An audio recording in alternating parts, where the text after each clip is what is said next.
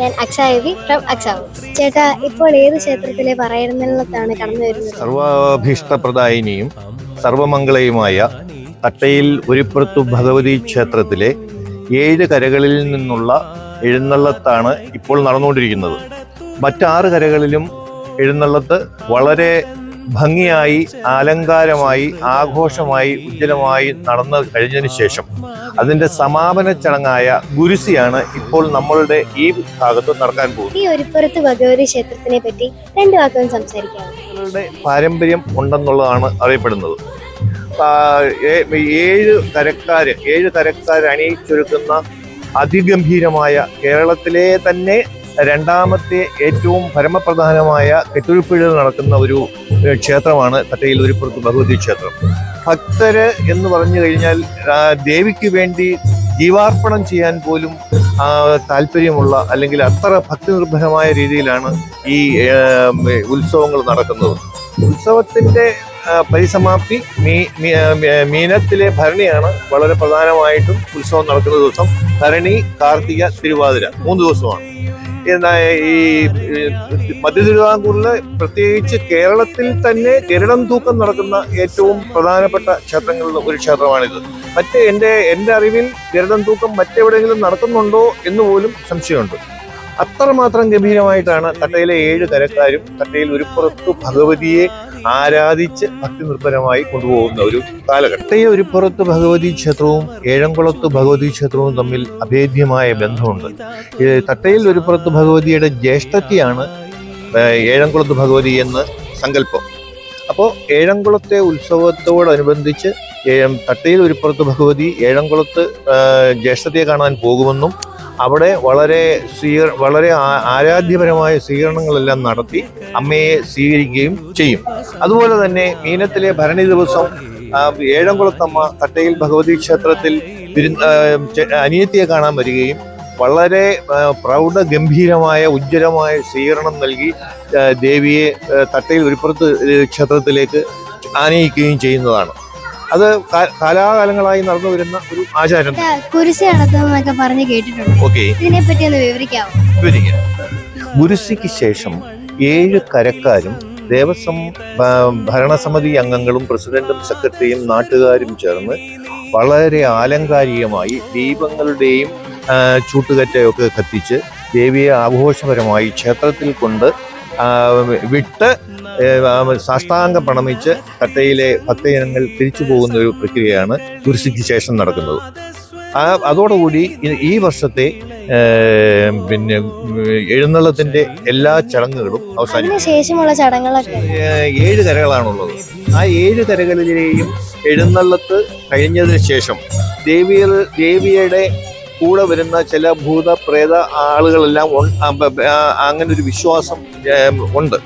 ആ വന്ന അനിഷ്ടമായ സംഭവങ്ങളെയെല്ലാം ഗുരുസി എന്ന് പറയുന്ന ഒരു പ്രക്രിയ കൊണ്ട് മാറ്റി ദേവി സന്തുഷ്ടയായി വളരെ പ്രസന്നവദനയായി നേരെ ക്ഷേത്രത്തിലേക്ക് തിരിച്ചു പോരുന്ന ഒരു പ്രക്രിയ ചെയ്യുന്നതാണ് ഗുരുസി എന്ന് പറയുന്നത്.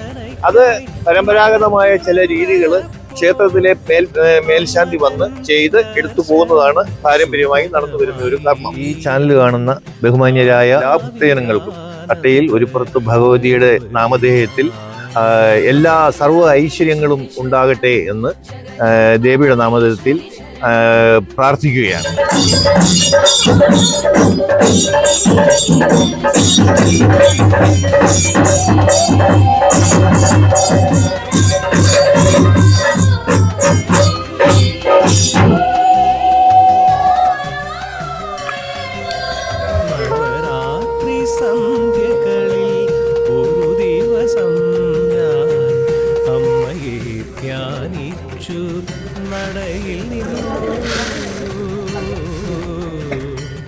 ആ ആ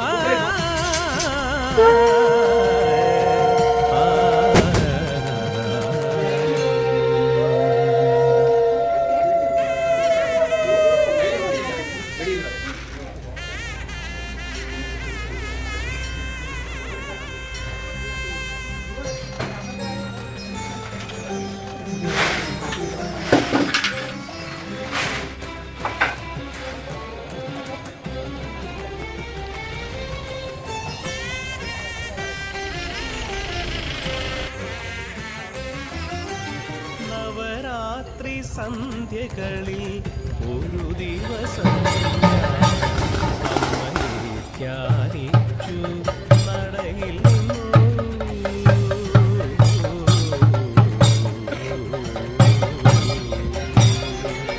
നവരാത്രി സന്ധ്യകളിൽ ഒരു ദിവസം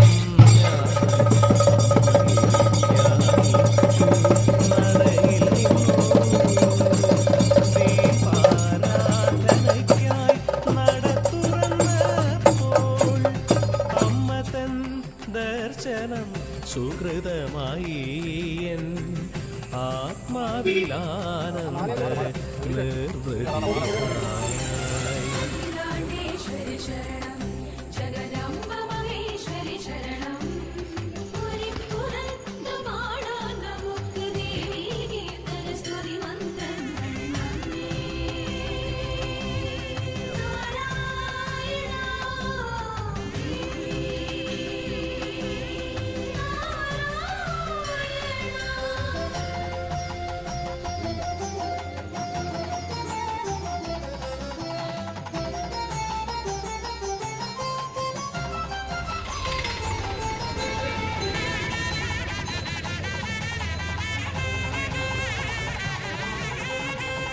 ഐശ്വര്യ പൂജയും നാരങ്ങ വിളക്കും ദേവിതൻ തിരുമുമ്പിൽ സമർപ്പിച്ചു.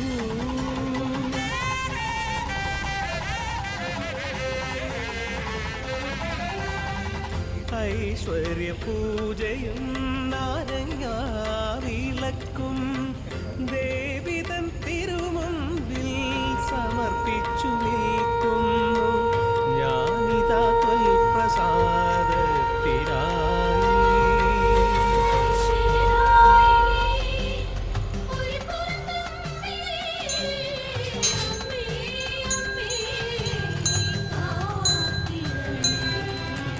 നവരാത്രി സന്ധ്യകളിൽ ഒരു ദിവസം ഞാനമ്മയെ ധ്യാനിച്ചു നടയിൽ നിന്നു.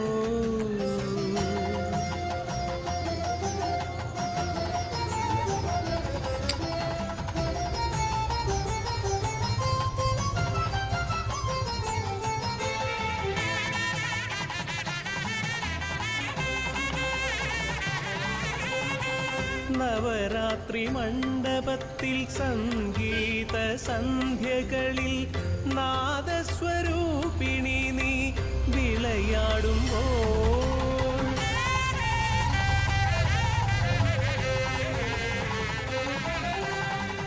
നവരാത്രി മണ്ഡപത്തിൽ സംഗീത സന്ധ്യകളിൽ നാദസ്വരൂപിണി നീ വിളയാടുമ്പോൾ ചൈതന്യപൂർണമായി ക്ഷേത്രസന്നിധി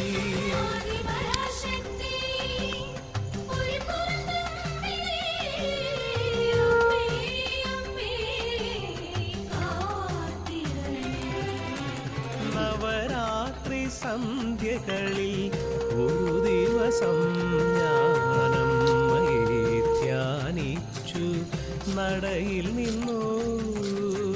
ദീപാരാധനയ്ക്കായി നട തുറന്നപ്പോൾ അമ്മ തൻ ദർശനം സുഹൃതമായി എൻ ആത്മാവിലാനന്ദ നിർവൃതിയായി.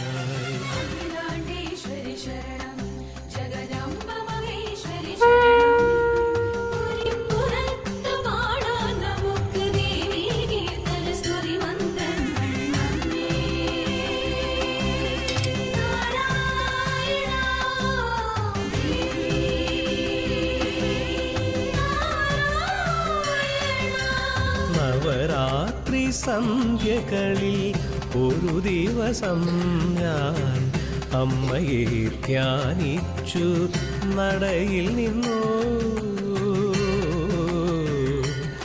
ആ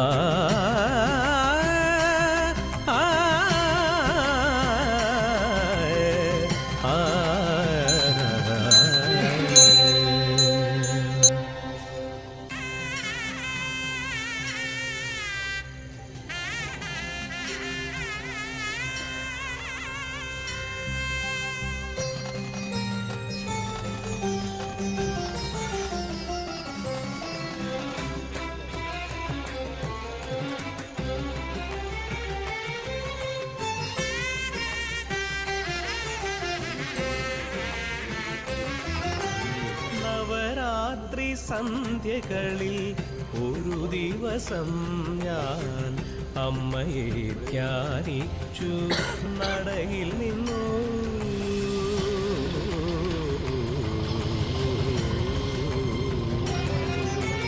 നവരാത്രി സന്ധ്യകളിൽ ഒരു ദിവസം ഞാൻ അമ്മയെ ധ്യാനിച്ചു നടയിൽ നിന്നു.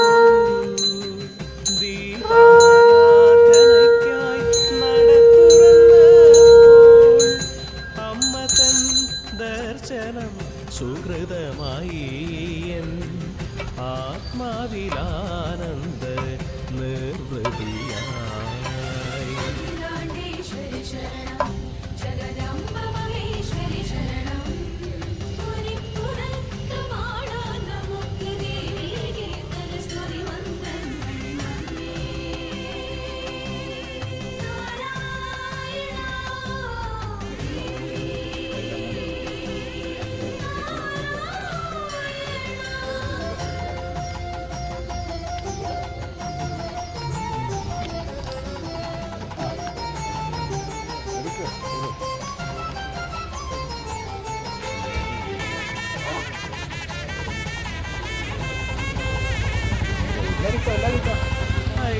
ഐശ്വര്യപൂജയും നാരങ്ങ വിളക്കും ദേവി തൻ തിരുമുമ്പിൽ സമർപ്പിച്ചു.